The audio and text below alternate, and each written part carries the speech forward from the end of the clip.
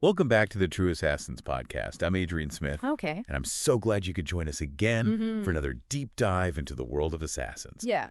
Today we're going to be talking about an assassin who went by the name Nyx. Interesting. And joining me to discuss this shadowy figure is expert Julia Jones. Hi, everyone. I'm so excited to be here. Yeah, so this is one of those stories that just grabbed me right from the start.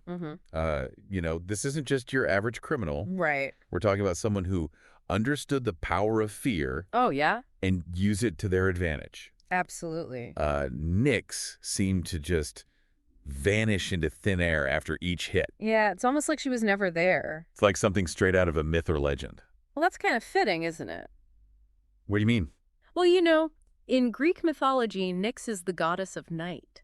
Ah, I see the connection. So this assassin is not just hiding in the darkness. Right. She's using it. It's like she's embracing it. Mm-hmm. She's making it her own. So how did she do it? I mean, how do you become a phantom Right. in a bustling city? Well, one thing that struck me was how Nyx chose her targets. Oh, yeah. It wasn't random. Not at all. These weren't just any victims. It seems like each one was very carefully selected. Right. According to the court records, Mm-hmm. they were all influential figures, people who had committed serious crimes. Right. But they had somehow escaped justice. Oh, that's interesting. So was she like a vigilante? That's one way to look at it. Some people certainly saw her that way, Right. delivering a twisted form of justice. And how did the city react to all this? Well, there was a lot of fear. Makes sense. I mean, think about it. You have this unknown figure operating in the shadows, taking out people who seem untouchable. Right. That's bound to create a sense of unease. There's a study we came across, Source A, on urban crime patterns. Right. I saw that one. And it talks about how darkness Emboldens criminals and can actually make witnesses less reliable. Exactly.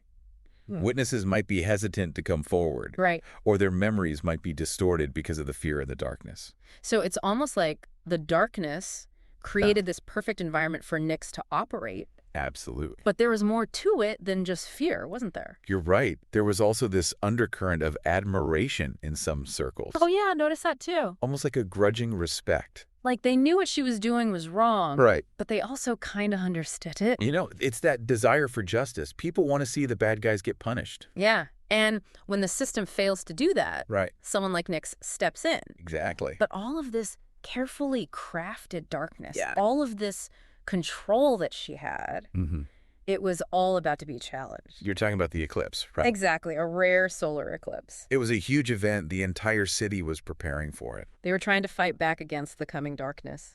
With lanterns and torches and everything they could find. It's almost poetic, isn't it? How so? Well, here's Nyx who thrives in the shadows. Right. And suddenly she's faced with this massive, unavoidable display of light. The very thing she fears most. It's like the universe was trying to tip the scales. So what happened? How did the eclipse lead to her downfall? Well, it wasn't the eclipse itself. It was the city's reaction to it. All those lanterns, those torches, it created this almost blinding cage of light. And in that light, Nyx was exposed. So she was literally caught in the spotlight. Literally, we found a first-hand account from a witness. Oh, wow. Source C. And what does it say? Well, this person describes seeing Nyx for just a moment.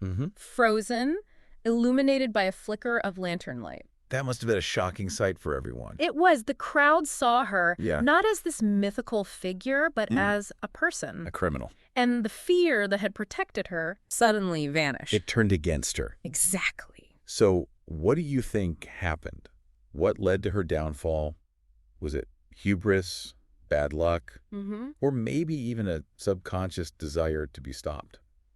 It's hard to say for sure, but I think the bigger takeaway is that no one is above the law. Right. No matter how carefully you construct your persona, how deeply you bury yourself in the shadows, the truth always has a way of coming to light. That's a chilling thought. Yeah. And a fitting end to our look at Nyx.